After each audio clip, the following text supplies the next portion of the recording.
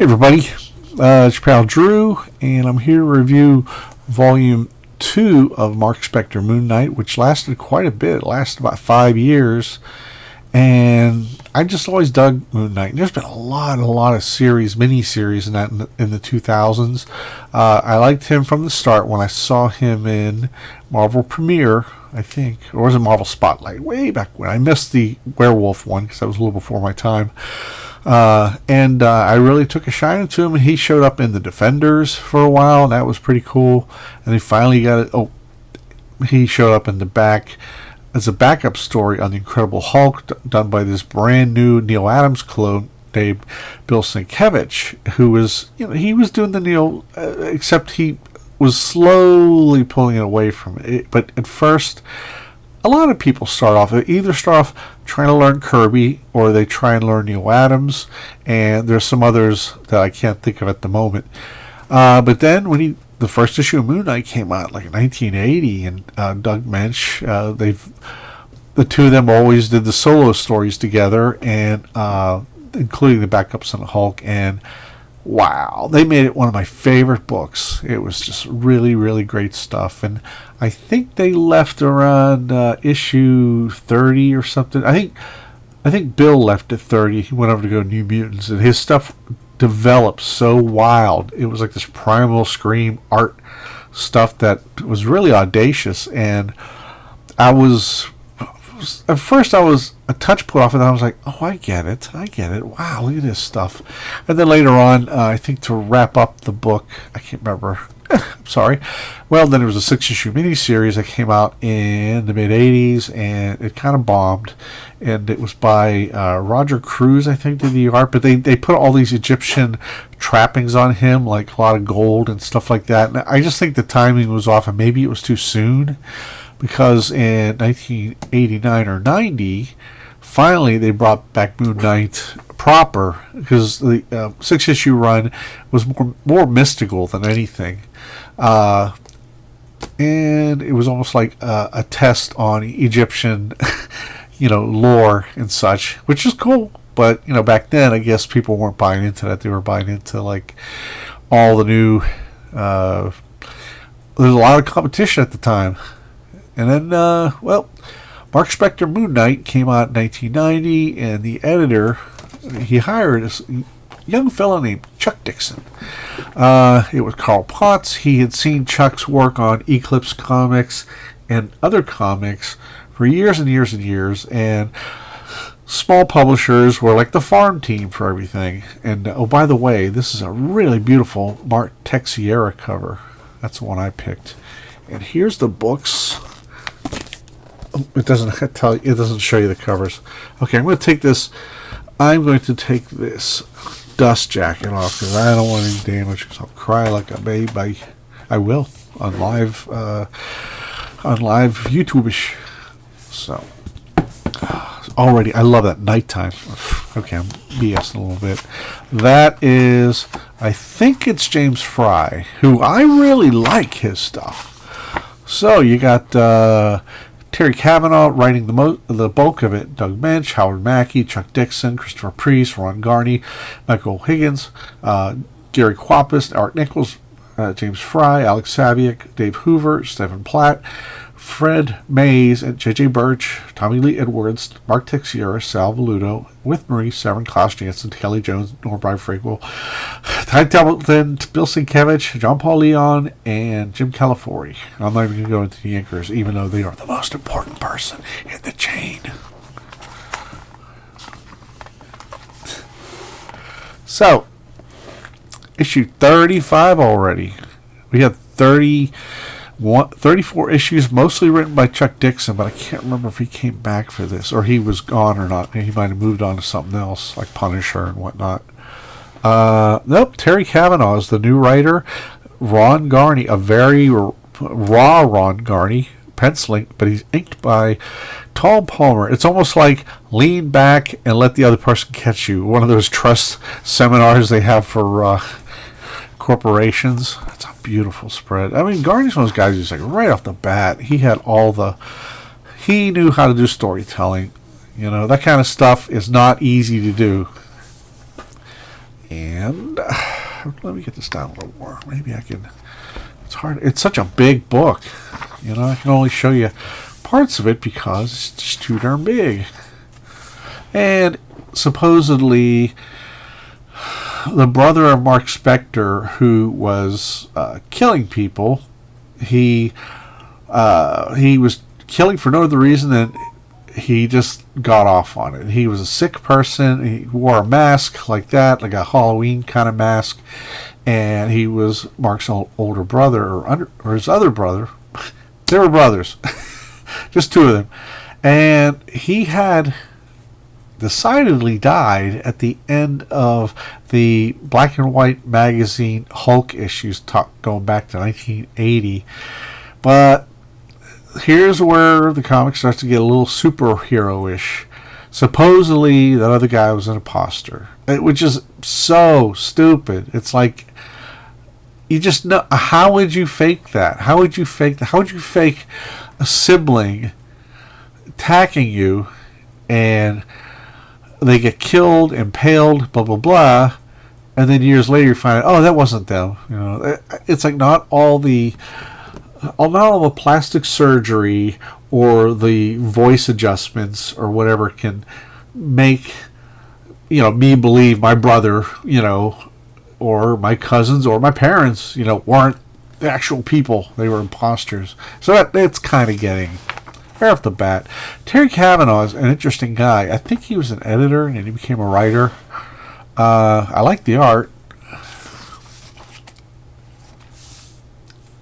Like I said, it's early Ron Garney. He just knows, you know, here comes Punisher too. Hey, it's Punisher. Love that effect. I'm not going to go through every page because this will take like 8 hours. He created a new... Moon Knight has a new thing called the Angel Wing. And he throws you crescent darts. And I got to show you what he tells. Okay, these are... Supposedly they're adamantium ones. And I've made a point of saying adamantium should be rare. It should not be in so many books, and it is. And it's like, and also, I don't care how rich you are, you throw crescent darts made of adamantium, you pick them back up. you know, yes, like that. Always like the logos being bashed in. Same group, really nice spread. Got a bit of that heavy image cross-hatching to it, but that's what sold comics. So, but Terry overall does a good job. Oh, okay. Here comes that armor. He gets his armor. Well, you know, I made an episode earlier where, you know, when Hero's armored up, and I don't think that's it yet. Maybe I'm wrong. I could be wrong, but it looks so bulky, and he's supposed to be like gliding on his cape. I like the colors there, muted colors. Doesn't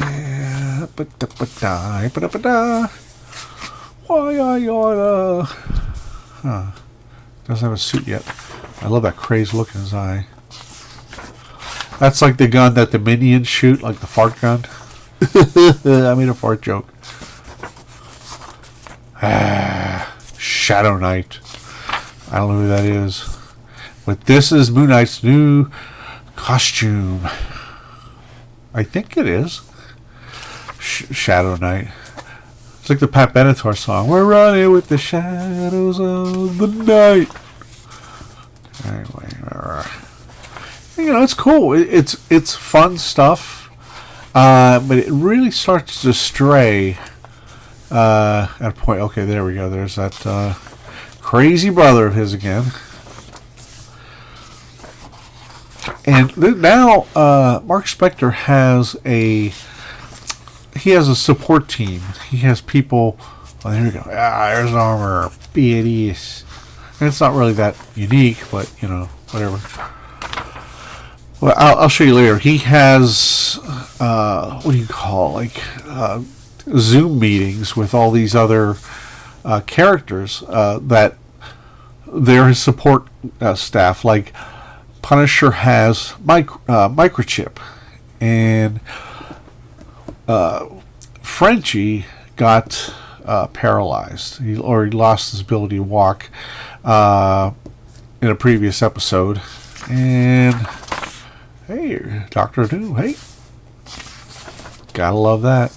There's the first, the money shot of the costume.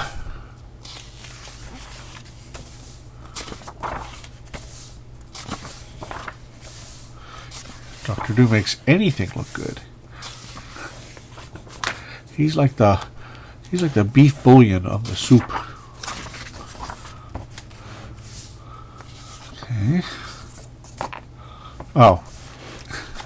One-shot special with Shang-Chi. And oh, it's a special.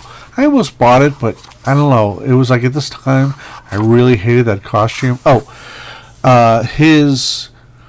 for some reason, he's deteriorating. He says, I'm dying. And I can't remember why the reason was. But that's why he got the armor. So this was a one-shot special I almost got, but I didn't like the armor, you know. And what I did like was this character named Brynjok, who is this cartoon character android who changes constantly. Like he'll change into like I don't know, like a paramilitary costume, and then he'll turn into like a Southern Belle, and he'll do, you know, all this wild stuff. 2 Moon Knights. So yeah, really, the first 2 years was very, you know, like detective-ish, detective, you know, straight fighting. But now we're getting deep into like the Marvel Universe, and part of it is that friggin' Infinity Crusade that came along. That was like the 3rd Infinity miniseries, and it was probably one too many. And I'm sure Starling agrees with it, but he's like, he's, you know, saying, hey, you know, you know, they paid me. What am I supposed to do? Okay, this guy's Nightshade. Kind of has that Venom thing going on. It's so weird because this is a Jam issue. Okay. La, la, la, la. What's a Jam issue? And Klaus Janson does a couple pages, but for some reason he decides to do the Frank Miller TV face thing. I don't know. I guess it's just a wild thing to revisit. Moon Knight's gliding, even though he's got a friggin' suit of armor, and that is dumb. Sorry. Ooh, Moonfang. I like the hanging of. That's kind of cool. That's very like Kelly Jones-ish. I think Kelly Jones did do a couple pages here. This was like a mashup. Yep. Yeah. Kelly Jones, you got it, baby. North Brayfogle, James Fry, Carl Kiesel, Ty Templeton. So many great artists. But yeah, that's undeniably, you know. This was, I think, after or during.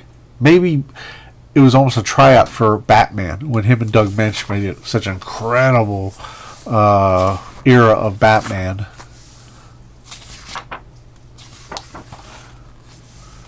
Infinity War crossover. La, la, la, la. Let's just skip that. Another crossover. I mean, it's fun to read, but I don't know how soon I'd read this again. But I would read it again down the road. That's really neat. So, oh yeah. I forgot about that. Web of Spider-Man. And the Hobgoblin gets involved, and all kinds of wacky hijinks ensue. Nice Alex Saviak art. And let me see. Okay. We got us some James Fry art. I don't know why he's not more popular. He does really good stuff. I first saw his stuff on the Liberty Project. Back in 86 or 7 or 8 with the Liberty Project, which was like a rehab. It was kind of like Suicide Squad. It was like, you know, taking criminals and using them for cases, except the Liberty Project didn't like plan to get hardened criminals like possibly murdered en route. You know, it was more organized.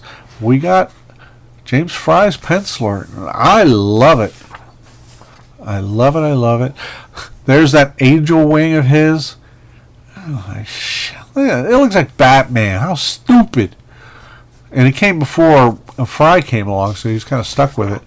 But he does this thing that I love with hard graphics. He does like black and white images. He does negative space really well, and just all kinds of. See, when I start off, this is cool, but it went on way too long in the story. It just went on and on and on and on and on. What I like is there's a demo goblin. I got nicknames for all these characters spin off to others. See, that kind of thing, those kind of brush strokes is the stuff that I was raised on. When I started working for Dave Johnson, who had been with Gaijin Studios that Brian Stelfreeze had put together, with Jason Pearson, Cully Hamner, and Adam Hughes, the hard graphic imagery was the rule at the time. And it's so funny because if you do it now, people would probably be like, and it's not dated at all. I love it. I'd love to go back to that, but it's like that kind of stuff. Orderly tapers. And when you do stuff like that, let me give you an example. I love that. It gives it like a billowy look. And even when the stories get a little there you go. Also, it's got a Kelly Jones kind of vibe to it as well. Little the best. Love that. Love it, love it, love it. Yeah, that's his new armor again. He's trying to get help from Reed Richards. Oh, man. Every issue has a 2-page spread at the beginning, too. I dig that. Let's see. That's really cool. Yeah. Let's see. There's something I was trying to find. But I love this kind of stuff because it's almost like you take white out an image of black, and even though he may not have done that, it just has that great. The drop-offs are really great. When I say drop-off, I mean from. I need a closer example. La la la la la. It's a miracle. A true blue spectacle, a mirror. Okay, Tombstone. Just as he's after Tombstone. His name is Dead Zone. I guess I ran out of names. I'm gonna glide with my 300-pound armor. La la la la. Oh my gosh. Oh my gosh. So cool. And he does a nice take on Tombstone, designed by Sal Buscema. And Terry's a pretty good writer. I mean, I really didn't know much of his stuff. I think he was an assistant editor for a long time. And he graduated to... Okay, back to inking, okay? When I say orderly, okay, let's say I have this pencil lying here and these little images are done by James. I would get my brush and I would go 1, 2, 3, like a picket fence, and have the when the brush widens, that closes all that area, so you have negative space between it, and you have to do it once. If you screw up, just keep going. If you do like 1, 2, 3, you have to keep your hand going that way, because if you stop, you're gonna screw up. Carl Story, who's one of the greatest unsung hero inkers of all, he inked Chris Sprouse on the Tom Strong books that Alan Moore wrote, and he was great at giving advice. All the guys at Studios are really great, and I was like a new guy on the scene, and they were really kind. It's like, it could have said, who is this jagoff?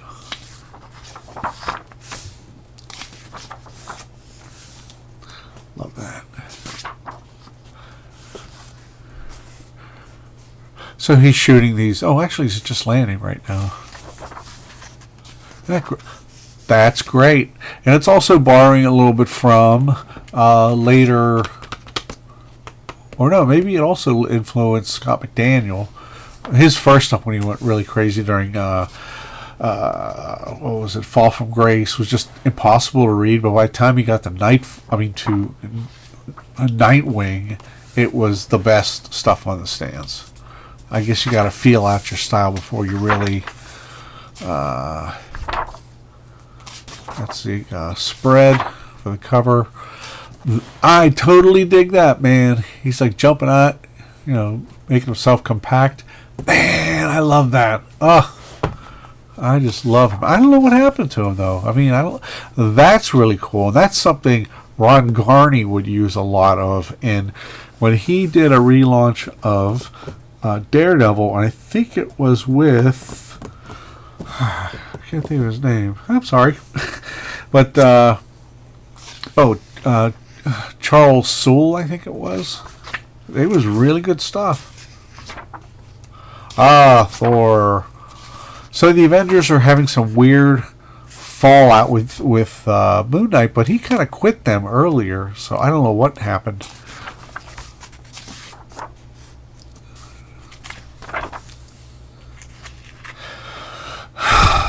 But it turns out that Frenchie is secretly... It's hard to explain it. They took him...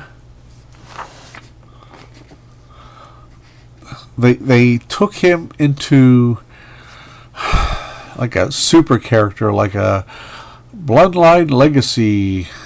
And now with you... Give me a second to read. We can all read together. Okay.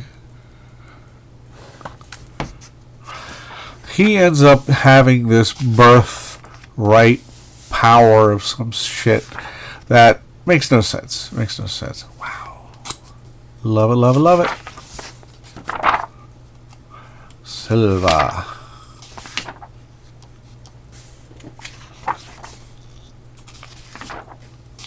I think it's Dave Hoover. The faces kind of give it away.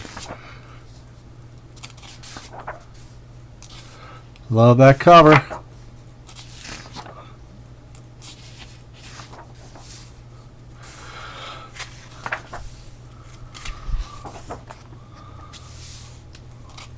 Here's some conventional crescent darts can't penetrate the glazite, but we up the ante to adamantium. That's gotta cost a fortune. It's ridiculous. It doesn't need to be adamantium.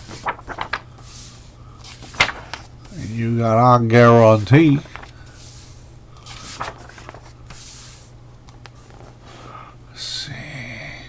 I supposedly possess the inherent physical and mystical mental abilities of my entire collected family tree. I must research all potential possibilities of secession.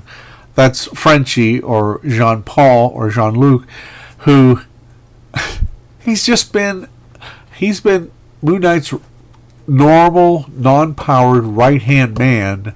And now he's graduated to being like, the secret bloodline. And now that my bloodline legacy has been triggered and manifested at least once in the unexpected form of a long-hinted pirate ancestor named Henri Dumont. So dumb. So dumb. Well, here's that shadow cabinet that is basically a Zoom call before there were Zoom calls. And... they're from different walks of life. Let's see. CoverGirl, she is on the streets. She's like a street gang. I don't know, sort of like skateboarder type group. So she has her ear to the ground. No sale from Penny Annie from this business world. Sheriff uncovered nothing in police records. Medical milieu had nothing to help Mercy. That's the character.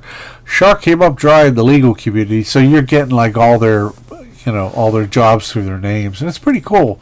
But I really, really hated making Frenchie or Jean-Luc into this bloodline horse shit, because it just, there's no need. Do it with another character. That's beautiful.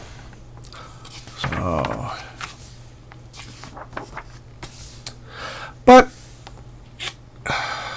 someone at Marvel decided they wanted a prettier gal in the form of another artist that they thought was going to be hot. And of course, because then they basically groomed someone to end up an Image. I would have been content with the rest of the book like that. So it goes on and on and on and on and on and on and on. Frenchie. And of course, we leave for this. Oh my God, what a badass image, man. When I saw this, I knew right away that Image was going to scoop him up. I just knew it. I'm not even sure what's going on, but it is kind of cool. I mean, it is kind of neat. Stephen Platt, or Splat as he's nicknamed, when he went over to Image, he did a lot of work for Rob Liefeld. He did, oh gosh, I'm trying to think of one of those many characters that have like church and religion in their name. It's a thing that Rob's kind of cornered the market on. Oh well, Prophet. Yeah, that's his name, Prophet. So it's got a lot of the when it comes to clothes, he's been studying Todd McFarlane and Stephen Platt. Chris Ivey and Alvey and Scott Koblish are helping out on this issue. It's so funny, those poses are just intense. But, I mean, hey, here's the funny thing, though. That might have helped sales after a while. That is so Sam Keith. Yeah, hairy bastard. That's so Sam Keith. So he's trying to, he's like, hey, Image, I'm over here. Check it out.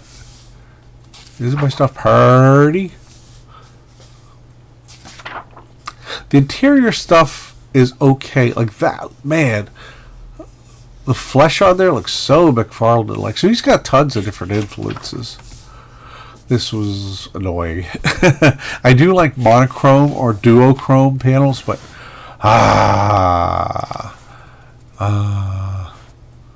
it's all ripped. Don't know how his shirt did that. Oh, it got ripped along the way. Okay. So here comes 56. 56. So cool stuff. I dig it. My only hang-up, though, I avoided it. I got that first issue, but I stopped by it because in 1992 or 3, every comic book looked like this. And as fun as this is, it gets really old. I've even bought some, like, out of the dollar bin, some books from that era.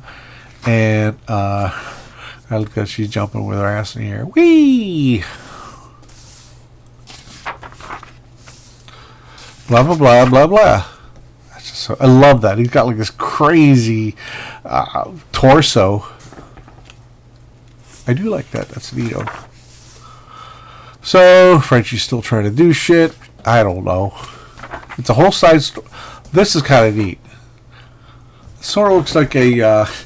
it looks like when you go to a house and you have to paint the walls and you cover everything with a sheet, plastic flaps or whatever. But it's still neat. You can sort of see that's knees. He's like, when your knees are bent back, they're wider.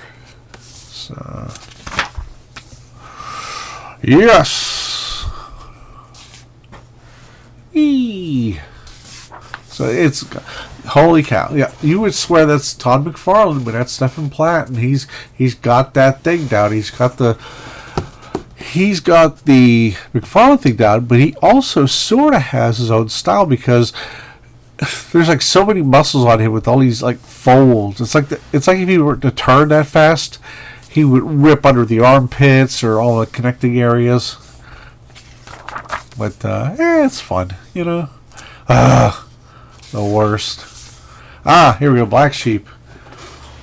And he's like bigger than Thor in the chest. It's like and what's his name? Puck, who's only 3-4 feet. He's he's all decked out. He got the chicks. You got the chicks, man. It's such a weird spread. Probably sold it for a fortune, so what do I know? Boink. Sorry about that. Whoa! I'm even more sorry about that. There you go. And I don't mind that at all because McFarlane's Spider-Man was tremendous fun. I'm only human, flesh and blood. Hellbent Prime. So now we're like, this is on the, I don't know where that is. But I love these covers. I like the designs.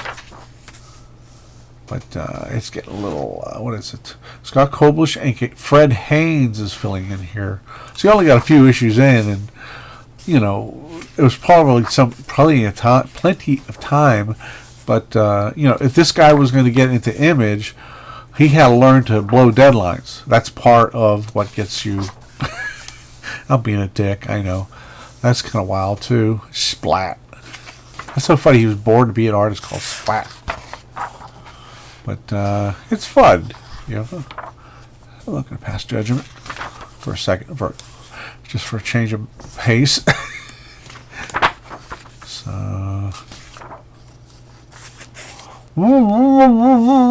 okay. So like, this is like stuff you just crap out in like an hour, and you're just kind of like, now to the next page. You know, and when if you're doing about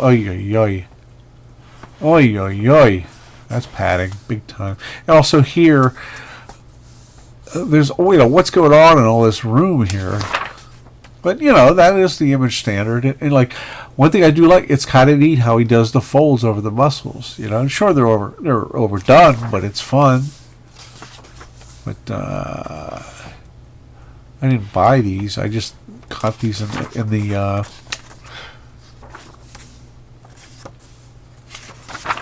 omnibus. Oh, this is great. This is J.J. Birch, and he is doing a total. Yeah, there he is. He's dead. Blah blah blah blah. His big old chest. They're all eulogizing him. This is a short, 4 or 3 issue story, 8 pages an issue in this anthology book called Marvel Comics Presents, but. You know, it's sold okay at first, but they decided every book would have to have either Wolverine or Vengeance, which is another Ghost Rider or Punisher, to make sure people would come to read the book. This looks so much like Klaus Janson, but it's J.J. Birch. I mean, look at that. That is so Janson. But and I love it. Totally love it. I would have liked a lot more issues to have been that way. Well, the book ends, and this is 3 or 4 years later, believe it or not. There was no Moon Knight, and which is okay. Gave everybody a breather, and the night is no longer safe for evil. Doug Mensch returns to his creation. Tommy Lee Edwards does the art, pencils, and Campanella inks in it. Oh, I'm so jealous. I'm so jealous, because he's just next level. You know, he's just so unique. He's you know, it looks like, you know, he was influenced by probably Mike Mignola, like a lot of people were. You know, I was going to about Kirby and Adams, all that stuff. He was a Mike Mignola fan, it seems.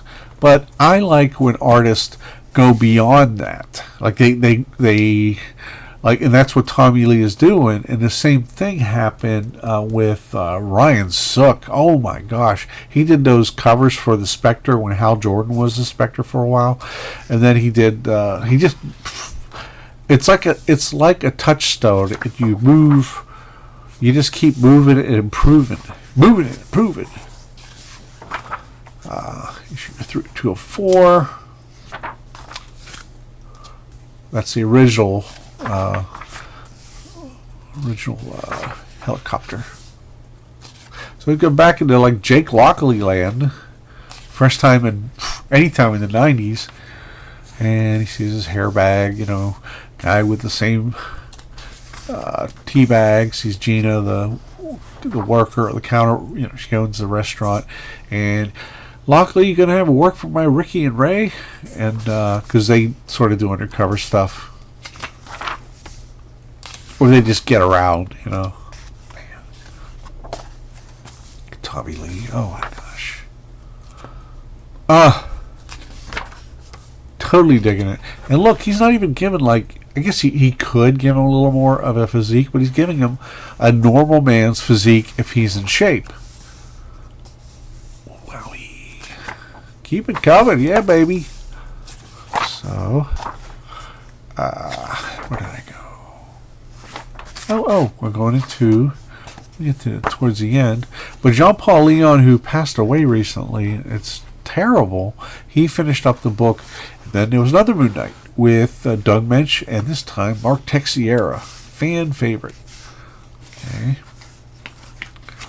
I don't know when this came out. I ain't gonna worry about it. A little while later. I guess the first series did good enough. Yeah, Steve Oliff on the colors. Man, I first saw his stuff on the Moon Knight books, the Moon Knight backup stories in the Hulk magazine that came out in 1979 or 78. And at the time, his stuff was breathtaking. I think he might actually painted it, or maybe even airbrushed it a bit. So I'm thinking now maybe he, uses computers to help, because painting takes forever. And how about that? Beautiful. What's funny is Texiera doesn't really do backgrounds hardly. Like, he'll do one background and then go like 3 pages without it, but that's, he keeps you interested. It doesn't detract from his stuff like it would with a lot of people. Love that. It's got a Neil Adams kind of feel to it there. La la la la la la. Oh, this is Black Panther, Christopher Priest, and let's see. I'm gonna jump into this. Oh yeah, there was a couple issues by Priest and Sal Velluto and Bob Allman, and it's pretty good. They do a great Moon Knight. And the characters are consistent too. You got Nightmare too, so it's pretty wild. I like the black and white. And this was some extra in the back. Marvel Vision was a really cool bag. That really cool. Hold on a second. There's all these extras in the back, but it's totally worth it. It's totally worth it. Who did that? Oh, Sal Velluto. Okay, it's from a issue of Marvel Superheroes. They did like these quarterly books that were square bound, about 64 pages. They called it Marvel Superheroes, and they actually had a lot of good little, art and some stories and that. So Marvel was doing incredibly well back then. I mean, they had Marvel Comics Presents. They had the quarterly Marvel Superheroes, and I'm not gonna say it was all great, but there was just so much. I don't even say product. It was just, they really, really must have been selling like crazy, because Marvel kept producing stuff and it sold. Anyway, Marvel Age, the magazine, which was the House fan book magazine, was it lasted like 130 issues, so then they got rid of it. But then they brought back in the late 90s Marvel Vision, which was really, really good. And they interviewed a lot of different people. They covered a lot of stories, or creators, and what they plan to do with the story. There's Tommy Lee.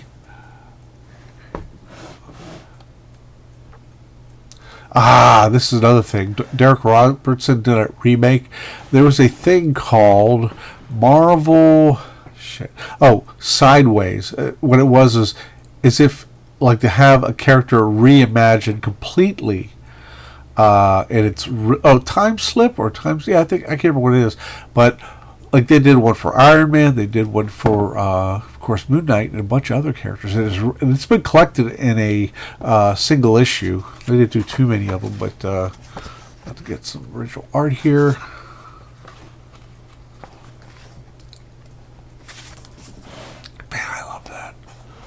And the colors, I love it. How about that? All that black and white negative space.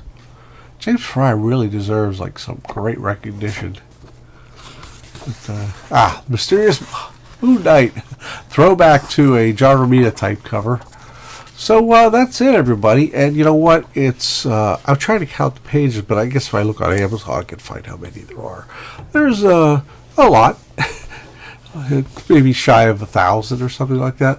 But I really, really recommend this. The only thing is in the middle area where they start getting into Frenchie's, his bloodline and blah, blah, blah, it gets really dumb. It really dumbs the book down, and it kind of takes away from Moon Knight. I know he's from an Egyptian god, saved by one, but it just got kind of, I don't know. It all this stuff with Frenchie made no sense after all that had been happening. It just seemed really, and it really wasn't necessary. I mean, I guess Terry was just, the book was still selling, and he was like, well, I'll try something like this. And maybe he wasn't happy with the way it came out. Maybe he did. I don't know.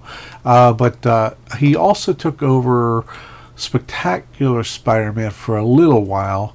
And I don't know what happened since, but it's a lot of fun. I would recommend the first Marc Spector Moon Knight, started by Chuck Dixon and Sal Velluto. I give that like a 10 out of 10.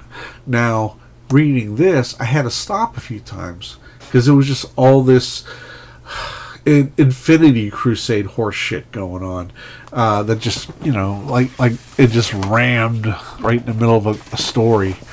Get back to some of this. I mean, like this kind of shit went on and on and on and on and on.